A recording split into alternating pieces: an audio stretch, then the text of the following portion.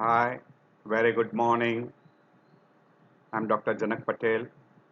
Today we'll be talking on one of the very useful topic again.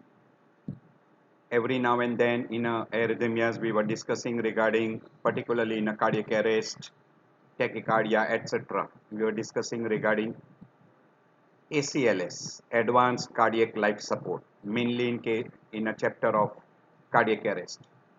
So what exactly it includes, how exactly you should do it, what are the guidelines, etc. We will be talking in little more detail. So this will be very helpful to the person who is working in a ICU or who is working in a intensive care unit, acute care unit, emergency wards,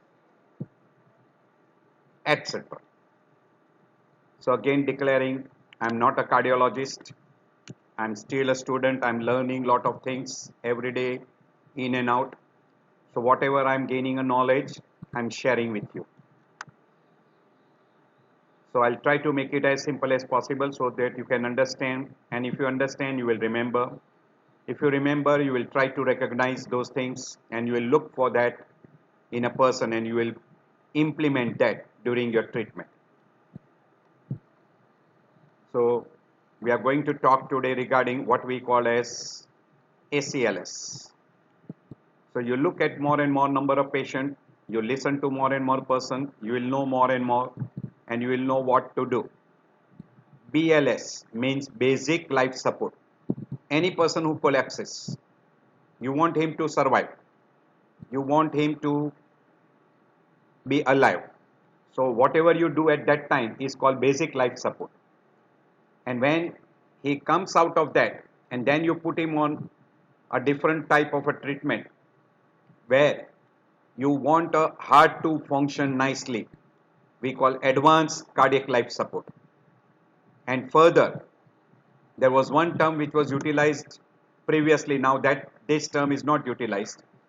It is called as a prolonged cardiac life support or prolonged life support. Now, this is sometimes being misleaded because there is also one term we call pediatric life support or pediatric cardiac life support. So that is how there is a little difference between adult and pediatric. So this term is a misleading term. Now it is not utilized much. So basic life support, advanced cardiac life support, and we call prolonged life support. So these were the terms. This term is already being replaced. This is, we don't utilize. We utilize only two, basic life support and advanced cardiac life support. So what exactly?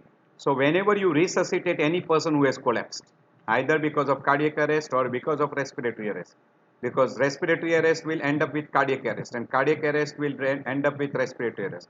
Sometimes you got both together. So in that, whatever you try to resuscitate, that we call is a resuscitation.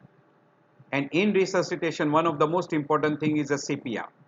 We call cardiopulmonary resuscitation. Now they also utilize a word we call as a cardiopulmonary cerebral resuscitation. By and large, what you do is you try to resuscitate cardiac part and pulmonary part. And if these two parts are resuscitated, automatically cerebral is also resuscitated. So that particular terminology is not utilized. So they call CPCR or CPBR, cardiopulmonary brain resuscitation or cardiopulmonary cerebral resuscitation. What is CPR? CPR is cardiopulmonary resuscitation, where you do a chest compression and you do a respiration. Now this when you do to resuscitate any person, that is a part of BLS.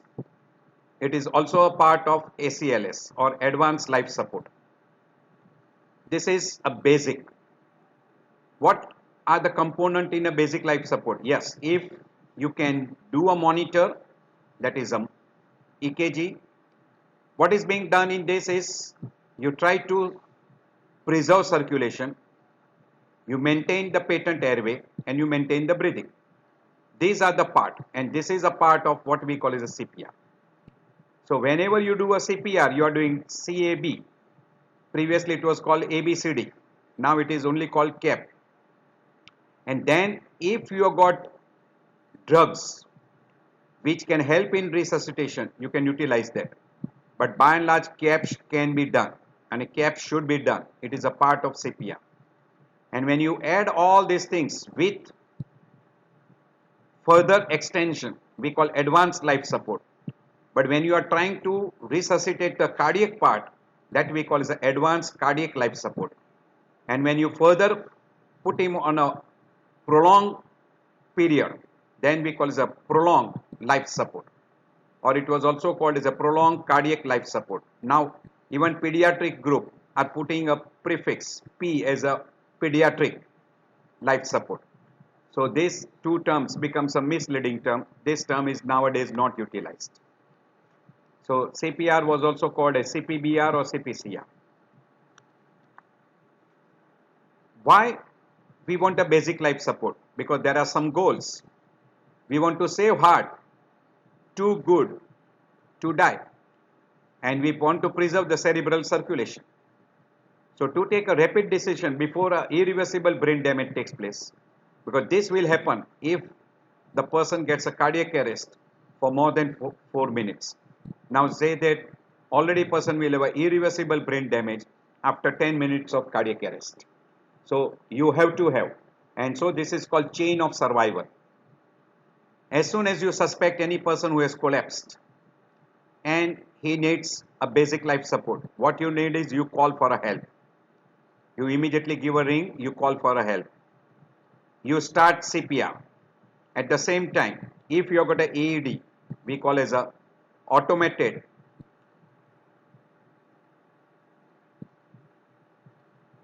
electrical defibrillator, we call as a, you can subject that person to a defibrillation, because the one of the most common cause of a collapse is a cardiac arrhythmia, which we call as ventricular fibrillation and asystole. Ventricular fibrillation, ventricular tachycardia, which are shockable, while ventricular asystole and we call as a PEA, that is, yes,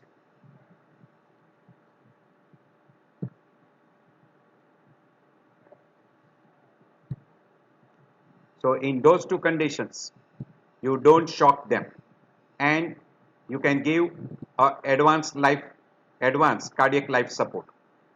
So whenever you come across any particular person, this is the chain of survival we call. So try to do that as early as possible and see that the circulation is preserved, breathing is preserved, and you salvage the brain from a irreversible brain damage.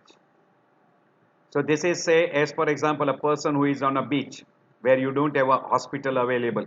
As soon as you see a person in a cardiac arrest, this is what you should do. 2 or 3 person gets together. He is giving breathing through an ambush bag.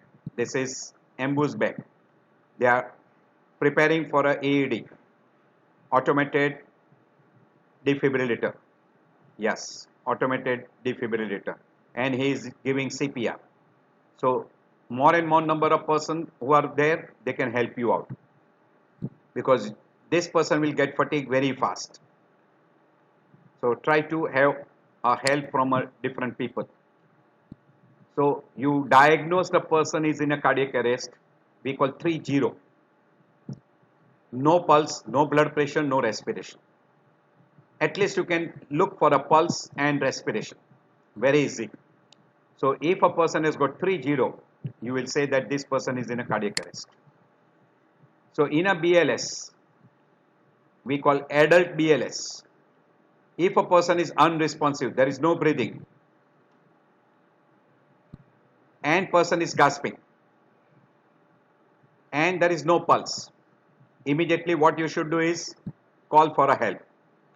Make an arrangement for a defibrillator, automated defibrillator. We call automated external defibrillator. Yes, that is that particular AED. And what you have to give is high quality CPR. What is high quality CPR? You give at least 100 compression in 1 minute. And a compression should be such that the chest should move minimum 5 centimeter, or we call 2 inches, and allow a complete chest to recoil after each compression. With minimum interruption, chest compression should continue, and avoid excessive ventilation.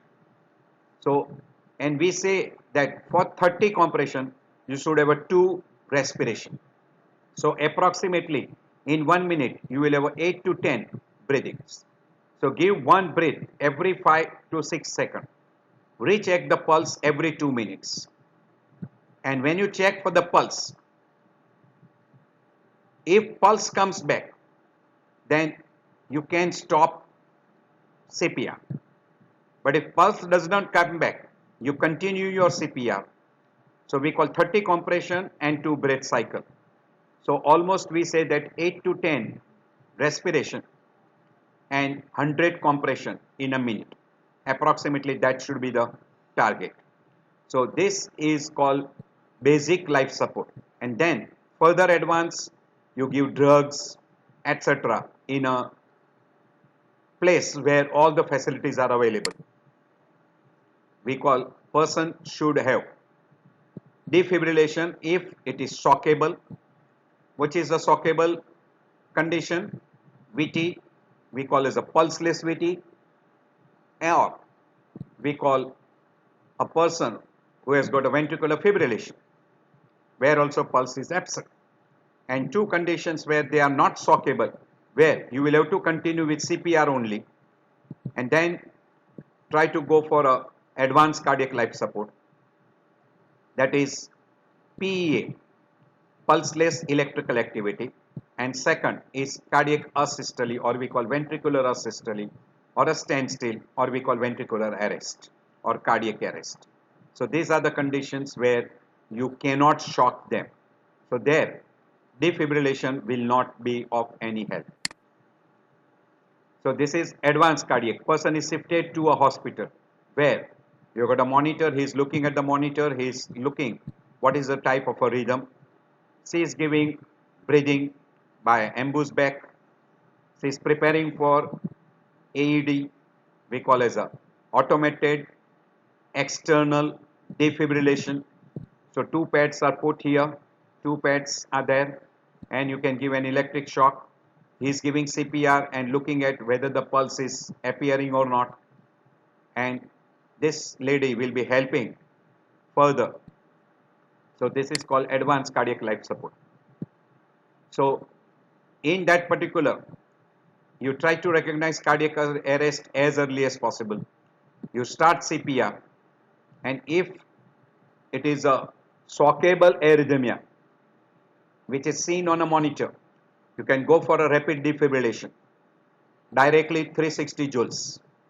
So you go for that particular defibrillation, and you can, in between CPR, you can go for other additional supports like IV fluids, drugs, etc. And once the person recovers, we call spontaneous recovery, then you can go for post cardiac care. So this is what is called as a link which is there in any person who needs a cardiac life support. That will include CPR, defibrillation, advanced life support, and post cardiac care. This is a must in any person who is critically ill. Early recognition of a critically ill patient and who is having cardiac arrest. So you must try to go for that. So look at where the person was found, why he went into that. Try to look for that. If the victim is unresponsive, there is no respiration, there is no pulse, shout for a help, get AED, that is we call automated external defibrillator, start CPR, and meanwhile you start monitoring the patient. Which way you give a CPR is mentioned here, we have already mentioned before. And if the person has got no pulse, no breathing, continue with CPR. 30 compression, corresponding you give 2 breaths, almost we say that 8 to 10 breaths in 1 minute, and 100 compression in 1 minute. and how much is the compression, etc. We have already mentioned before. So this is a standard what we call chain of survival: early SS, early CPR, early defibrillation, early advanced care, and early post resuscitation care. So when you do all this, the chain of survival will help the person to revive back.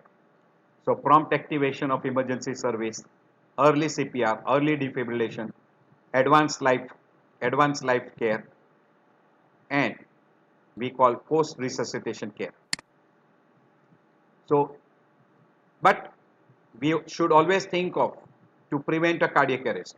So any person who has collapsed, you try to do what we call as a CAB, CAB. So circulation should be preserved, airway should be preserved, breathing should be preserved, and simultaneously you give the treatment for cardiac arrhythmias like tachyarrhythmias, bradyarrhythmias, which can produce cardiac arrest. And for treating, once the person is got in cardiac arrest, CPR, defibrillation, drugs, monitoring, etc. And we send him to advanced cardiac life support care. And once the person recovers, we call recovery of spontaneous circulation. So once the person has got ROSC, so that particular person now should be subjected to the post-arrest therapeutic, which will include many things, including even hypothermia. So this is BLS, which includes CAP, that is we call as a CPR, compression, airway should be followed by breathing. So this is CPR, chest compression, airway and breathing. And we already mentioned what should be the type of a chest compression, etc. This is high quality CPR, 100, minimum 100 chest compression in a minute. And you should have a depth of compression 5 centimeter minimum, we call 2 inches. Complete recoil should be allowed. There should be 2 breaths after 30 compression. Each breath delivers over 1 second, and minimum interruption should be there. And if at all there is an interruption, it should not be more than 10 seconds. See that the person do not get more interruption while doing any other procedure like defibrillation, etc. All should be ready fast. At the same time, your chest compression should not be too fast and too hard, so that you produce more complications. Too fast will produce certain complication, too hard will also produce certain complication. So see that you give a best CPR. Now there are what we call as a mechanical CPR which are available, which you can put like this and they will give you a constant nice compression which will be 5 centimeter depth and rate will be around 100 per minute. So the person who is giving a CPR will not get fatigue. So you don't have to go on changing the guy who is giving a CPR. So this is one of the best way which is available, and if this facility is available, you can give the best chest compression. But for a respiration, you will have to get the help of one person. What are the contraindications? Absolutely no contraindication.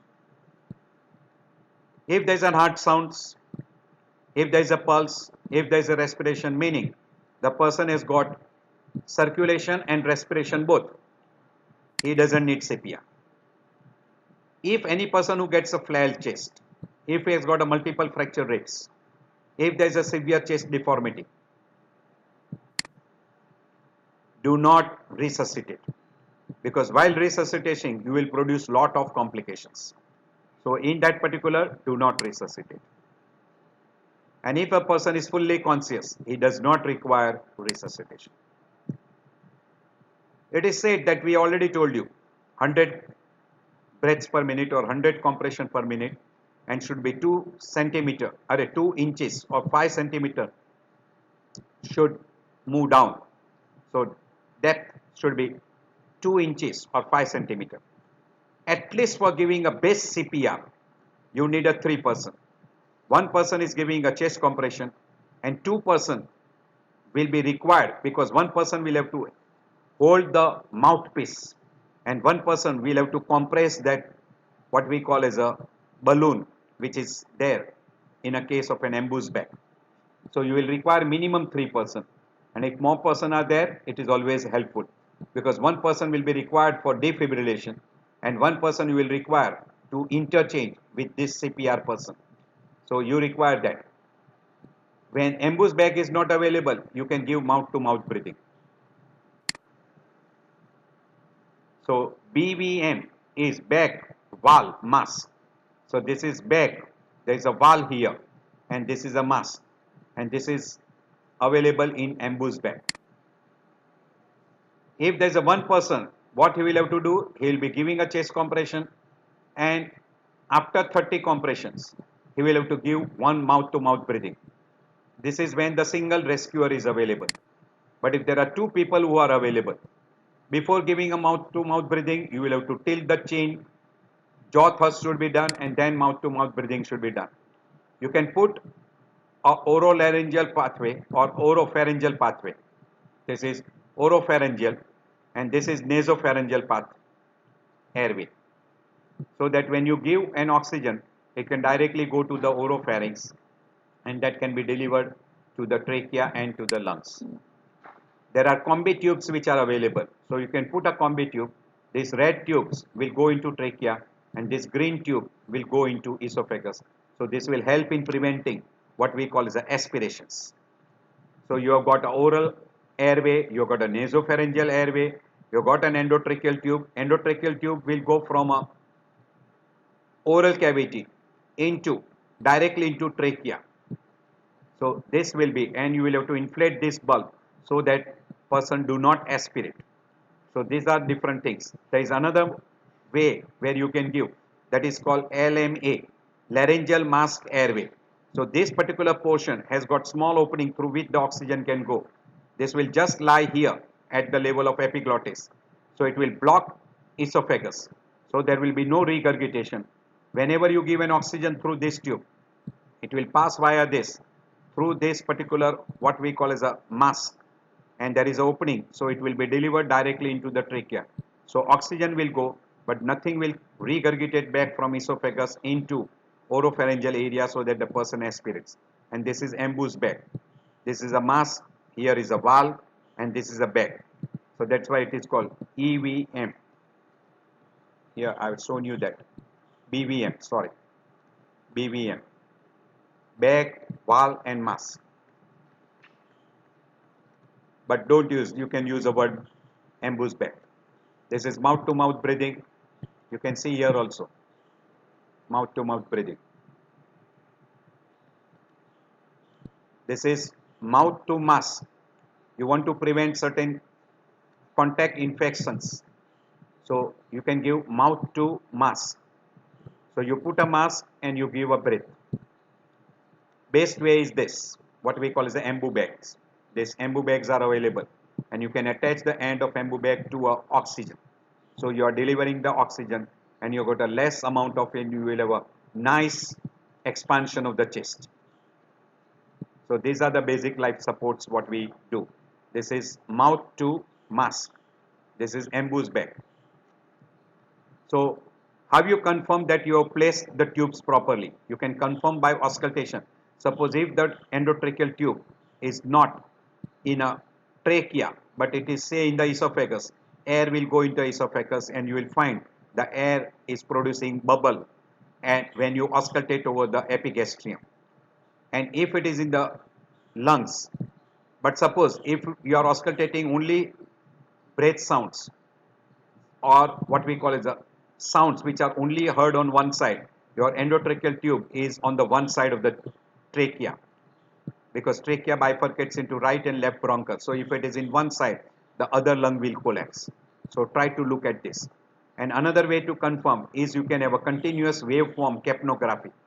So if you put an end of this tube and connect it to the capnography, if during a chest compression you get minimum 10 of PCO2, means your chest compression is good. In a normal person, capnography should go to up to PCO2 35. Another way to detect is calorimetric endotracheal carbon dioxide detector. So that will help to detect whether your chest compression is working or not. And there is a third way. So capnography, calorimetric, carbon dioxide detector, or esophageal detector device. So when you squeeze this, if it is in the esophagus, it will remain squeezed, but if it is in the trachea, it will re-expand back. So this is another way you can find out. So these are the different way, but very easy way is by doing an auscultation. We already mentioned what is the CPR quality. When you get return of a spontaneous circulation, what you should do. After that, you should try to find out the reversible causes and try to treat those reversible causes, which we have already done before in a pulseless electrical activity. So you try to do. You have to give oxygen, CPR, do a monitoring, and if required, whatever treatment is available, you can give that. So CPR, shock, non-shockable condition, continue with CPR. So this is automated external defibrillator. You can put the two pads and you can give an defibrillation shock. And you can adjust depending upon what type of monitor is giving you. If there is a monitor, you can record the strip also. You can record that particular things. In a case of an opioid poisoning, you can go through at leisure time. You will have to give naloxone. So in a person who has got opioid poisoning, you can use a naloxone injection if it is available, or you should make an availability of that particular material and give them. If a person has got choking because of a foreign body, this is one maneuver which can be done. You compress at the abdomen, so it will produce an increase at intra-abdominal pressure, and person will blow out. Diaphragm will move up, and when the diaphragm moves up, take care in a pregnant lady. Yes, you have to take care, and this will be called as a Heimlich maneuver. And in a children, this is a simple maneuver which can be done. You have to tap at the back of the person so that the child will throw out or blow out foreign body.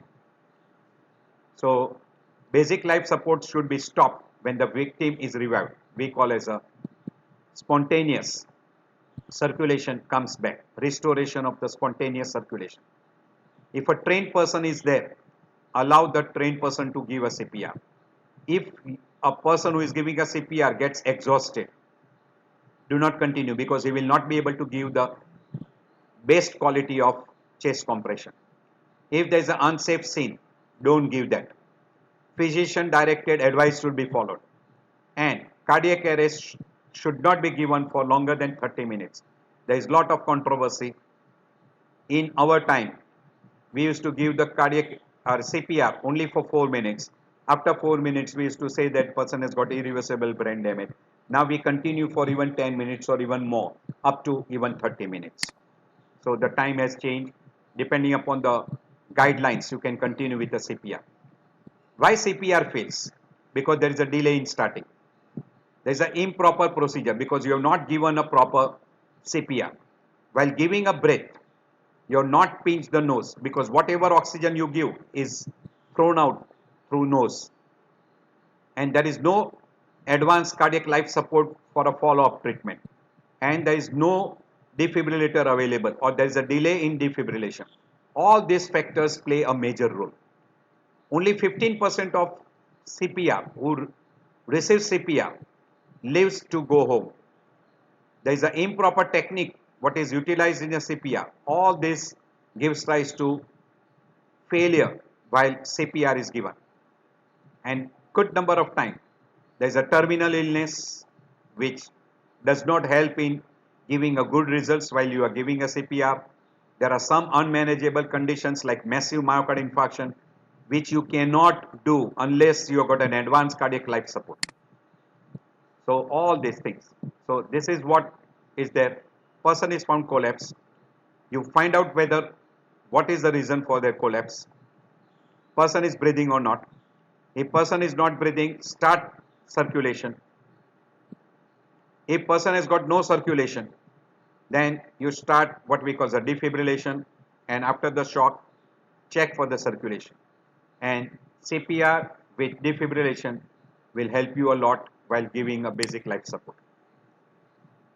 There are some common complications which can occur: fracture of ribs, sternal fractures, pneumothorax, cardiac tamponade, pulmonary contusion or lung contusions, aspiration.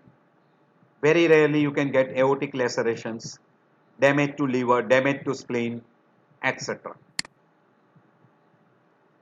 Now we'll be talking in detail regarding what is advanced cardiac life support, and we'll be dividing into 4 groups.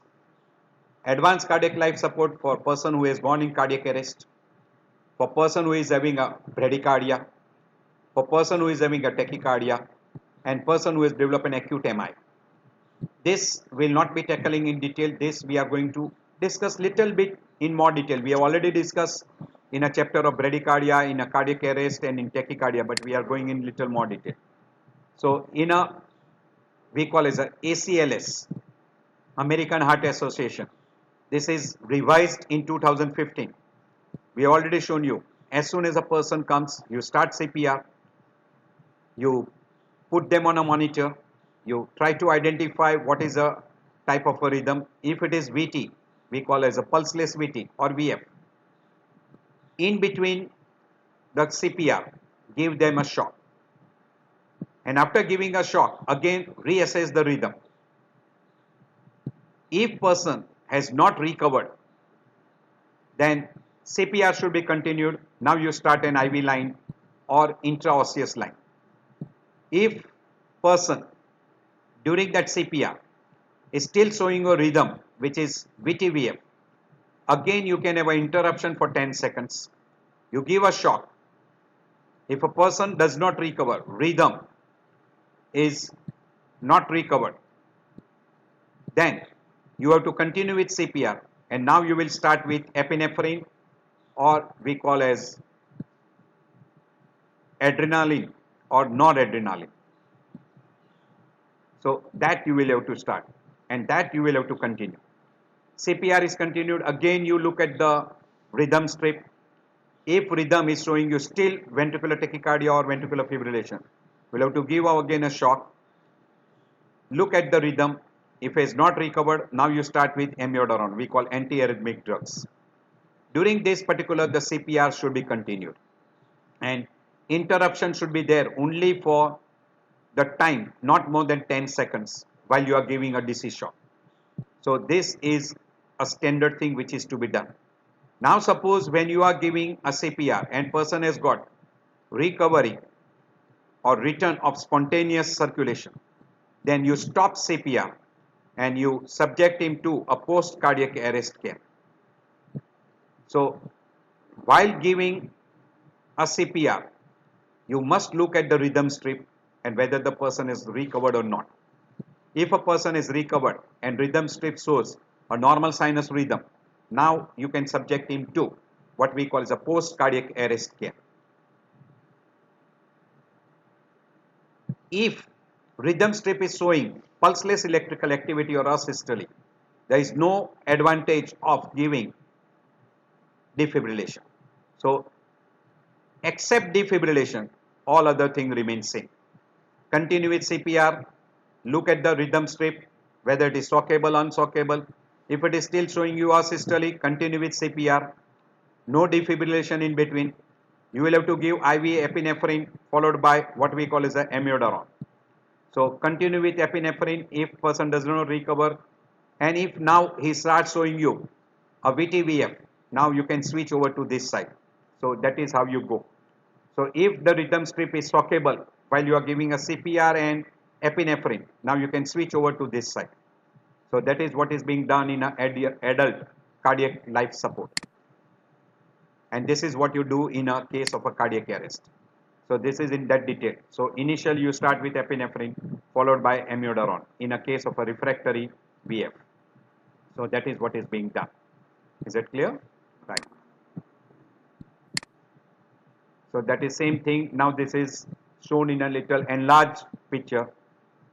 While giving a CPR, give oxygen, attach to monitor, make defibrillator available. If the monitor is showing you VTVF, give a shock. If it is asystole or pulseless electrical activity, no shock. Everything else remains same. So these are the conditions which are shockable. These are the conditions. So monomorphic VT, polymorphic VT, force VF, fine VF. So these are all shockable conditions. Basically we call VT, pulseless VT, and VF. So same thing what we have discussed. And while you are giving a shock, if you are using a biphasic shock, so you start with 120 joules to 200 joules. And if you are using monophasic, directly give a 360 joules. Biphasic is much better than monophasic. And whenever you are giving an epinephrine, give 1 milligram every 3 to 5 minutes. And if you are using vasopressin, then give 40 units, first or second dose of which can replace first or second dose of epinephrine. And when you are using amiodarone, first dose is 300 milligram bolus, followed by 150 milligram. So this is what is being done. So when you give a shock in a VT-VF, or we call pulseless VT and VF, and you look at the monitor, and if there is no recovery, we call shock resistance. In that you start an IV line and you start with epinephrine. We call shock resistance. And after giving epinephrine, if a person does not recover, then we call vasopressor resistance. And then we call anti-arrhythmic drug. Then we start with what we call as amiodarone. While here, in a pulseless electrical activity and asystole, no shock, no atropine, and no amiodarone. So this three is not given and it is contraindicated. So don't give shock, don't give atropine, don't give amiodarone. Don't start. Amiodarone should be given if you find VT-VF. Then only amiodarone will be useful. So whatever we have discussed now is given all those things in a little more detail. So you call for a help, start CPR, start oxygen by a mask or by a ambuse bag, put them on a monitor. If look at the ventricular rhythm, look at the rhythm. If it is VT, shock him. VT-VF, shock him. Again give a CPR for 2 minutes. Get an IV or IO, that is intraosseous. If a guy who is giving a CPR has got fatigue, change the guy. Again look at the rhythm. If it is there, don't take more than 10 seconds for giving a shock. This is called shock resistance arrest. Continue with CPR. Start epinephrine, 1 milligram, or you can start with vasopressin 40 units and look at the airway properly. You can put an airway, you can put an endotracheal tube, etc. in between. Again, change the CPR guy, look at the ventricular rhythm. If it is not recovered, still showing you VT, give a shock. This is called now vasopressor resistance. And now you can continue with CPR and add amiodarone. Bolus dose of 300 milligram followed by 150 milligram. After that, continue with CPR, but if CPR guy has become fatigued, change the CPR guy, look at the ventricular rhythm. If it is still VT, give him a shock. Now this is called even resistant to anti-arrhythmic drugs. And during this particular time, try to identify, continue with CPR and try to identify reversible causes like 5H, 5T. We have already shown you before 5H, 5T, hypoglycemia, hypothermia, hypokalemia, hyperkalemia, hypotension, hypovolemia, all those, hypo. And T for tension pneumothorax, thromboembolism, pulmonary thromboembolism, coronary thromboembolism, etc. So those are all 5T and 5H. Try to identify those conditions and treat them. So during this particular, these are non-shockable. So atropine, amiodarone and shock defibrillation does not help. On the top it will do more harm. So don't give atropine, don't give amiodarone and don't do defibrillation. No shock, no atropine, no amiodarone. So if a person has got reversible causes like hypovolemia, IV fluids, hypoxia, oxygen, acidosis, we call hydrogen ions. If acidosis, soda bicarb. Hypokalemia, give potassium. If hyperkalemia, soda bicarb, or you can give insulin glucose drip. And in case of hypothermia, warming. If a person has got hypoglycemia, give glucose. Tension pneumothorax needle, cardiac tamponade needling, and in case of tension pneumothorax, even a chest drainage tube. If a person has got toxins, particularly tricyclic antidepressant poisoning, soda bicarb, in case of a thrombosis, pulmonary embolism, or myocardial infarction, TPA, and in case of myocardial infarction, send him to a cath lab, have a coronary angiography followed by PCI. So these are all the things, these are all reversible conditions. As fast as possible, detect them and treat them. So this is once the person is recovered, once the person has got return of spontaneous circulation, ROSC. Now what you have to do? Maintain oxygen saturation more than 95. Consider advanced airway and waveform capnography. So you find out whether the respiration is good or not. Do not hyperventilate. Treat hypotension by vasopressor and consider treatable causes 5H and 5T. 5H and 5T simultaneously. Is it clear? So continue with saline, continue with epinephrine, or you can give dopamine, or you can go with norepinephrine, whichever is suitable for that particular person. Get a 12 lead ECG. Try to identify if he has got an MI. If he has got an MI, send him to a cath lab and try to reperfuse, coronary reperfusion. If that is not there, continue further treatment. And simultaneously, if a person has got hypothermia, target the temperature management and continue with the advanced critical care. We call it as a prolonged critical care. Now it is called advanced critical care. So this return of spontaneous circulation was also called as a ROPAS, return of pre-arrest status. But this word is now replaced totally by ROSC, return of spontaneous circulation. And you can have a complication during what we call as a defibrillation, coagulopathy, immune dysfunctions, and person can have a hyperglycemia. And whenever a person get ROSC, there is something called as what we call as when you induce hypothermia, that is called induction, maintenance, and then you bring back to the normal temperature, we call rewarming. Good number of time post resuscitation care is including we try to person who is still unconscious and person has got restoration of spontaneous circulation. You induce what we call as a hypothermia, and while induction of a hypothermia, you can give a fontanelle drips to sedate the patient and to decrease the shivering, and you continue with vasopressor drugs. You can give them vasopressor drugs.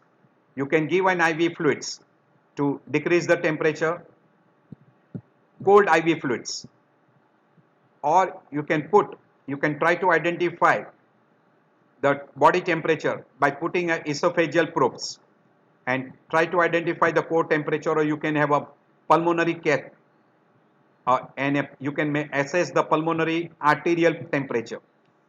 And when you induce the hypothermia, induction is done by these methods, that is by giving an IV fluids, or you can use a cold blankets. And once the temperature has come down to 34 degree centigrade, below 34 degree centigrade, now you maintain that for 12 to 24 hours. And once that is being maintained, you will reduce these complications. And once that is being maintained, now you can do rewarming. And in that rewarming, you try to bring back the temperature back to 37 degree. So you optimize the blood pressure more than 90, mean arterial pressure should be more than 65. Breathing, carbon dioxide, endotracheal carbon dioxide should be between 35 to 40, and arterial carbon dioxide should be between 40 to 45. Try to maintain. No hyperventilation. Treat acute coronary syndrome if a person has got acute MI. Send him to a cath lab and you can induce therapeutic hypothermia.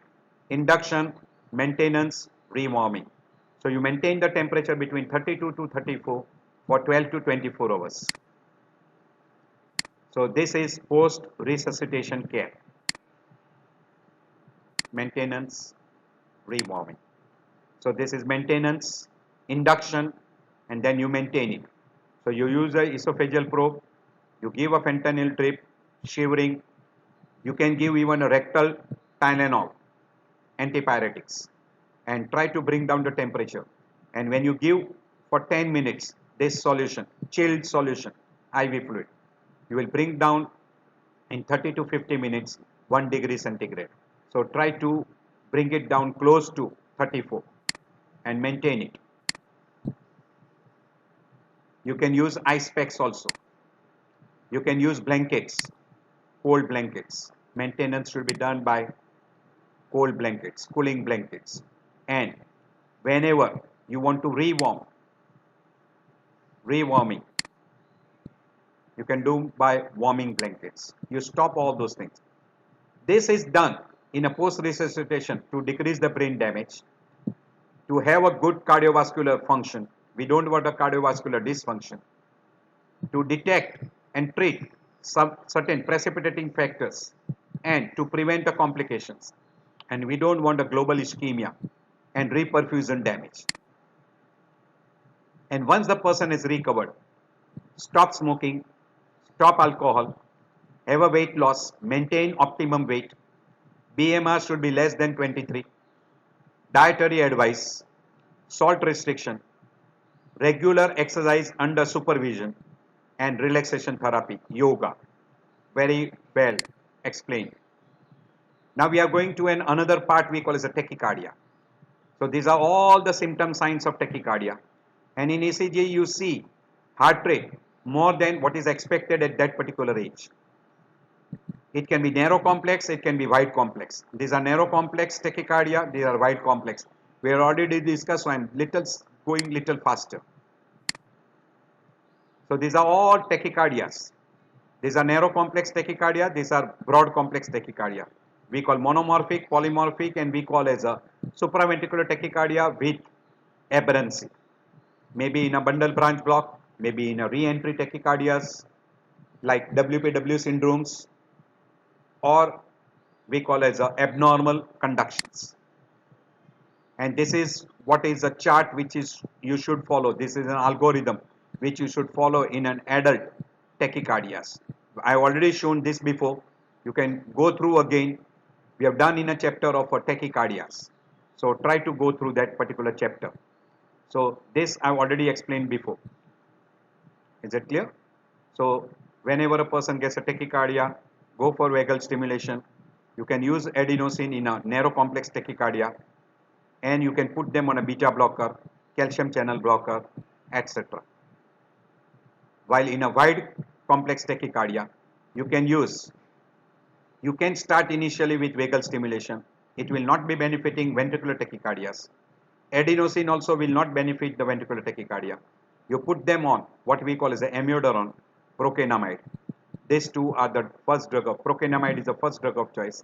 Second drug of choice is amiodarone. So use those drugs. So this is pediatric tachycardia with pulse. You can go through at your leisure time. Have a pause and look at that. This is already I have shown you before. Narrow complex tachycardia, wide complex tachycardia. How you diagnose and what you do. This I have already discussed in tachycardia chapter. This is supraventricular tachycardia. This I have discussed in supraventricular tachycardia. So go through that again. This will be repeated again and again in a different chapters. What type of electric defibrillation you can do, what you do in a person who is stable, what you do in an unstable person. I have discussed before. Vagal stimulation, adenosine, and then you can go for a CCB, etc. And this is shown in a short way that any person who develops a tachycardia, you put them on a monitor, IV line, oxygen, airway. If a person is unstable, try to identify it is shockable or not. If it is a narrow complex and person is unstable. What do you mean by unstable? Fall of blood pressure, symptom signs of congestive heart failure, and person is having altered mental status, and person is having what we call as of symptom signs finding of a left ventricular failure. So if person is unstable, so go for a shock if it is shockable. Particularly in a narrow complex, always do a synchronized cardioversion. So that synchronized shock will be given on R wave. So that is called synchronized. And these are the narrow complex regular tachycardia, SVT and atrial flutter with fixed block. You give 50 to 100 joules. If there is a narrow complex and irregular, give 120 to 200 joules in a biphasic, or give 200 joules directly if you are using a monophasic defibrillator, or we call as a cardioversion. If it is a wide and regular, give 100 joules. If it is wide and irregular, give 360 joules, and this will be in a monophasic.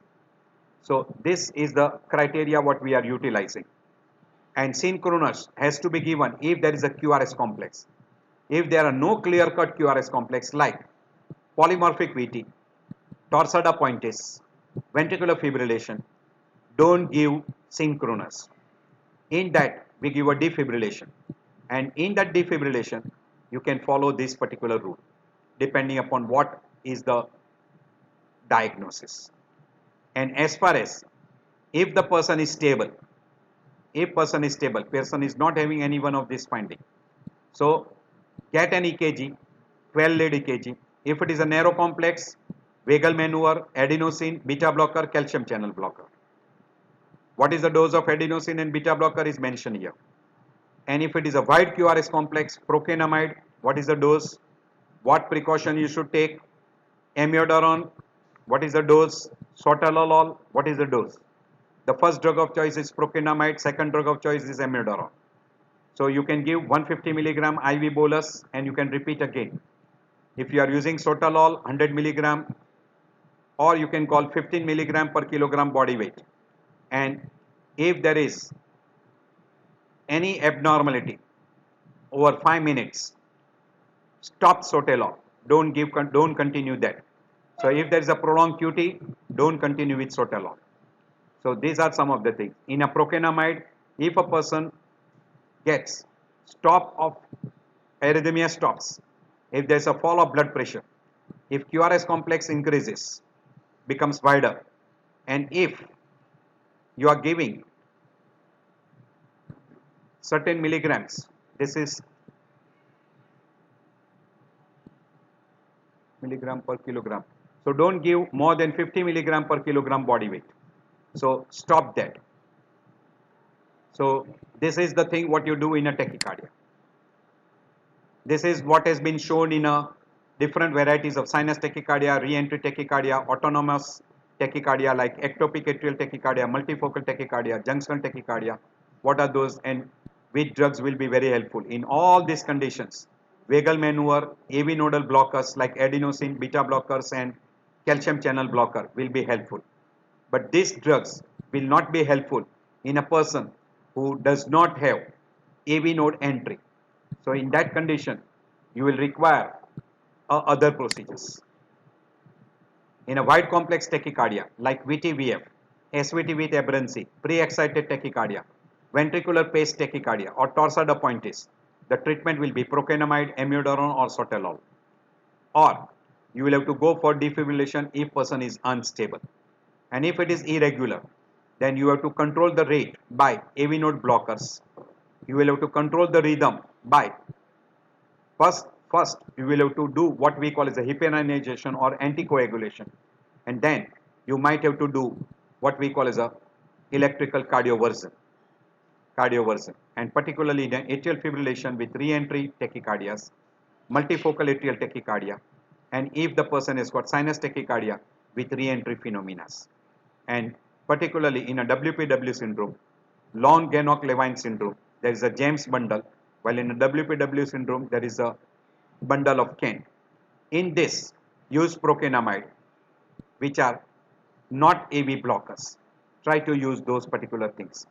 And in a polymorphic and torsada pointis, if QT is prolonged, use magnesium, and if there is an ischemia, use amiodarone or beta blocker. These are the way you follow the algorithms.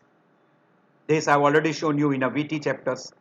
If person is stable and monophasic, or monomorphic, what you do, and if it is a polymorphic, what you do. This also I have shown you a slide. If a person is stable, cardioversion followed by adenosine, amiodarone, lidocaine, procainamide or sotalol. Usually adenosine is not of use. What is the most common utilized is procainamide. And we have already showed you if it is stable, look at the P wave, whether regular, irregular. If it is regular, it is VT, SVT with aberrancy, or it is rule out hyperkalemia and tricyclic antidepressant poisoning because the treatment is different. So electrical cardioversion and first drug of choice is procainamide. Second drug of choice is amiodarone. Procainamide is more effective and safer than amiodarone. So now we go to bradycardia. We have already done in a bradycardia chapter, but again repeating, these are some of the symptoms and signs. This is what you should look in a ECG. We already done before.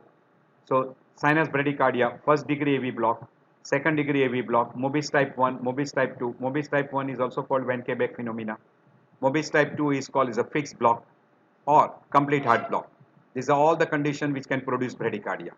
So you will have to identify on an ECG strip and then decide the treatment accordingly.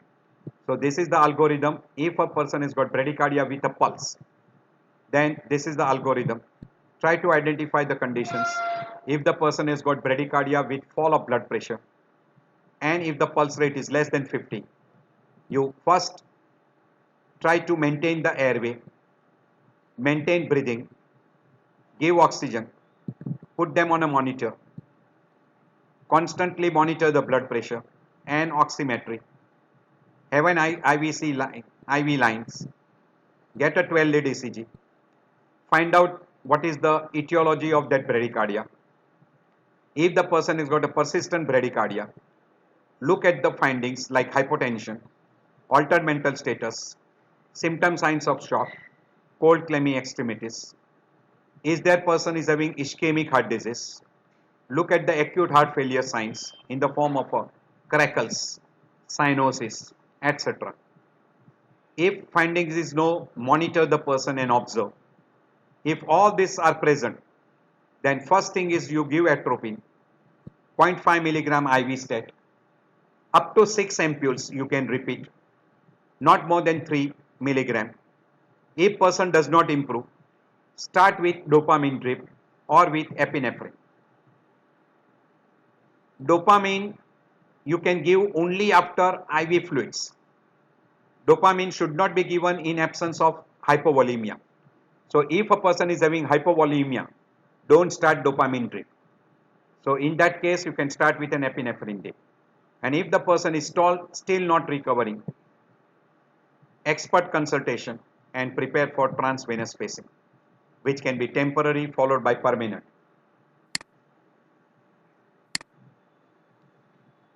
This is pediatric. I'm skipping this. I'm putting this slide. You can go through at your leisure time. So in an adult bradycardia, we already mentioned that put them, airway should be patent, give oxygen, cardiac monitoring, monitor blood pressure, IV lines, 12 lead ECGs, all those we have already mentioned before. If there is hypotension, altered mental status, signs of shock, ischemic chest pain, acute heart failure signs, give atropine. If that is not working, prepare for transcutaneous pacing, temporary pacing, and meanwhile give epinephrine. Epinephrine is better than dopamine, and dopamine should be given only after fluid volume is resuscitated. And if these findings are not present, patient is stable, then monitor and observe. And if atropine doesn't produce response, epinephrine is also not producing response, prepare for transcutaneous pacing, which will be usually temporary pacing followed by permanent pacing if it is not reversible.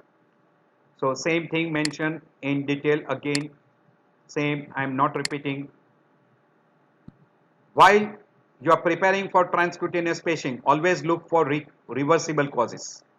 I already mentioned all this: hypovolemia, hypoxia, acidosis, hyperkalemia, hypokalemia, hypoglycemia, hypothermia, and in T, toxins, cardiac tamponade, tension pneumothorax, coronary and pulmonary thrombosis, and even traumatic injury. all these conditions. This is what we have explained before, is shown in a single chart. What you do, find out the underlying conditions, oxygen, IV fluid, ECG monitoring, stable, altered mental status, heart failure, shock signs, decreased blood pressure, cerebral perfusion. If it is not there, observe and admit. If it is unstable, atropine followed by transcutaneous pacing, dopamine, epinephrine. Look at that. Transcutaneous pacing or transvenous pacing. So look at in cardiology, consultation should be done. And these are all the arrhythmia, which are the indications. That is, if the person has got a severe prolonged PR interval, first degree AV block, Mobis type 1, Mobis type 2. Usually these two do not require much amount of pacing. They get response to what we call as a atropine, good number of times. While Mobis type 2, or we also call as a HAE, and that can progress to complete heart block. They require pacing. And if there is a symptom suggestive of ischemia or infarct, you should subject him to, send him to a cath lab and try to identify the cause of ischemia and treat that accordingly. So you can give aspirin, nitroglycerin, morphine, etc. and prepare for a cath labs. So ECG interpretation, and this should be done. So in a case of ischemia, emergency PCI, fibrinolytic, etc. And in a non-diagnosed condition, you can go for anticoagulants and medical managements. Aspirin, antiplatelets, nitroglycerin, beta blockers, and anticoagulants. This is already we have discussed many times in our ischemic heart disease chapters, that have a history, EKG, look for CPK, MB or troponin. Echo will help you. ECG is a must, and in ECG look at the ST elevation or ST depression. We call J point elevation or J point depression. Morphology of ST elevation, it is concave or convex or flat. Convex and flat is 100% abnormal. In some cases of convex also, concave also, you can have an ischemic heart disease. Look at the morphology of ST depression. Horizontal and downsloping is more in favor of ischemic heart disease. Upsloping can be sometime in case of ischemic heart disease. T wave shape, tented, broad base, asymmetrical, and hyperacute T wave is in favor of an acute MI. Then you try to localize, identify the area. So then you can make a diagnosis of STEMI and subject him to what we call as a cath lab. So these are the criteria for ST elevation, Q wave criteria, and ST elevation criteria, and in presence of left bundle branch block. At your leisure time you can go through. We have already shown you all this in ST segment. These are all the criteria for diagnosing ST elevation. It is a repetition, so I am skipping little faster. Q wave criteria, ST segment elevation criteria, LBBB and pacemaker, and cardiac enzyme elevation. And this is how it progresses from tall T wave till flat ST segment and T wave upright. This is HILD, or we call Q wave MI, and this will happen in a STEMI. This is localization, and which artery is involved. Primary changes, reciprocal changes. We have all shown you that. This is acute MI, this is non-STEMI, and this is unstable angina. In a STEMI, you will have a cardiac marker positive, ST segment elevation with Q wave. While in a non-STEMI, cardiac marker will be positive, but you will have a ST segment depression with T wave, good number of time T wave inversion, or you will have a T wave upright. And in an unstable angina, ST segment may be downsloping with T wave inversion, and cardiac marker will be negative. So this is non-STEMI and unstable angina. This is how the cardiac marker will be positive, what will be the period in which it will be positive, mainly we go for CPK and troponin. So this is CPK and troponin which will be detected. And this is in short what you look in a person who has got a stable angina, unstable angina, non-STEMI and STEMI. That when you come across non-STEMI, you have to, because it is a high risk. So you will have to go for aspirin, anticoagulants, etc. Is that clear? While if it is STEMI, you will have to subject him to thrombolysis followed by a primary PCI. So primary PCI can be done, or we can call facilitated PCI, or you can call rescue PCI is there in a case of a STEMI. And this is how you approach, but this is extremely difficult in India. Ideally, this is an approach for transport of a patient with a STEMI from what we call as a diagnosis till you subject him to a PCI. So that is what way it is being done, and what should be the timing intervals. This particular timing interval is impossible in India because of many factors, many factors, which we'll be discussing sometime in a when we discuss detail in management of STEMI. So this should be our goal, and this is what we call as a onset to balloon, call to balloon, emergency to balloon, or we call door to balloon, etc.